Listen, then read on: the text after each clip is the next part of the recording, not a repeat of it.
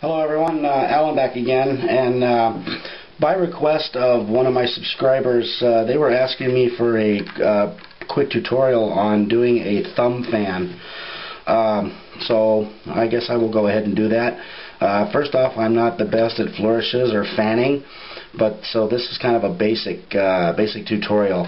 And for this tutorial, I'm going to use my Texan 45 Palmettos, the blue deck. And just the reason for that is I just like the way it looks when it fans. A couple of things.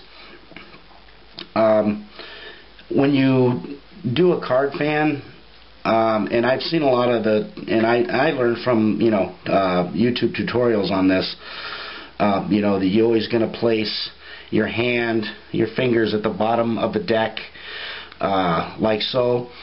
One thing I've noticed that I've never seen mentioned in any of the tutorials I've seen is that bottom finger, which is the middle finger.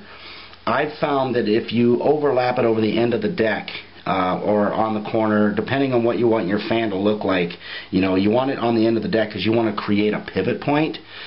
And what I've learned in doing the fanning is if you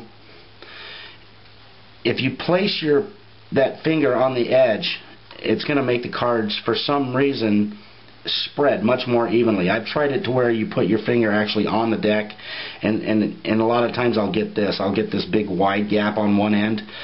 But I found that when I put my finger, the middle finger, it's always the middle finger, on the edge of the deck, wherever that edge may be, the fan is going to be more consistent throughout. So basically all it is you have your grip, which in this case is two fingers on the bottom overlapping somewhere on the bottom of the deck. Some people go all the way to the corner, some people might want to make it, depending on what you want your fan to look like, because the fan will change the way it looks based on that pivot point. Some people even go so far as moving their hand way up the side of the deck, and then it makes the fan a little bit smaller, and it just looks a little bit different. So basically, there it is, finger on the edge of the deck. I like to use the corner, and then you want to bevel the deck just a little bit. It's better than, you just give it a little bevel with your, I just use my thumb and I just bevel it over, and then I set it up, and then I put my finger there, and then basically all you're doing is you're resting your thumb on the top left corner of the deck, and you're just dragging them around, keeping very, very light pressure. Now, depending on what kind of cards you're using, some cards fan better than others. So you just lightly drag your thumb along the top and just bring it on around, and it'll fan just like that. Could be done either way, of course, and with either hand. It's the same thing. You just basically, and like anything else, it takes getting a feel for.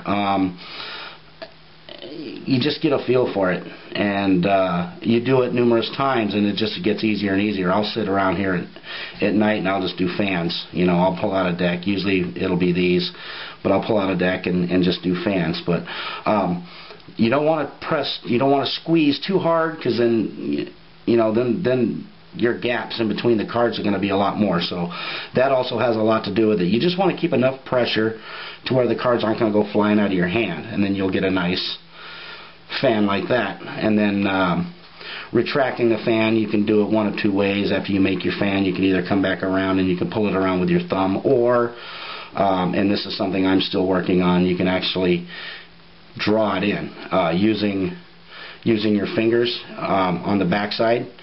You just basically take your finger and you pull it around, and you'll pull the fan around that way. So that's kind of how I like to do it. There are a lot of different, a lot of people do a lot of different tutorials on how to do this. I just basically do whatever feels comfortable for me. Like I said, I'm not the best fanning person. I don't do don't do a lot of flourishes, but the one key that I have found that I have yet to see in a fanning tutorial is the fact that you want that middle finger. If you look at how I got the deck gripped, you want that middle finger somewhere past the edge where you're creating a pivot point.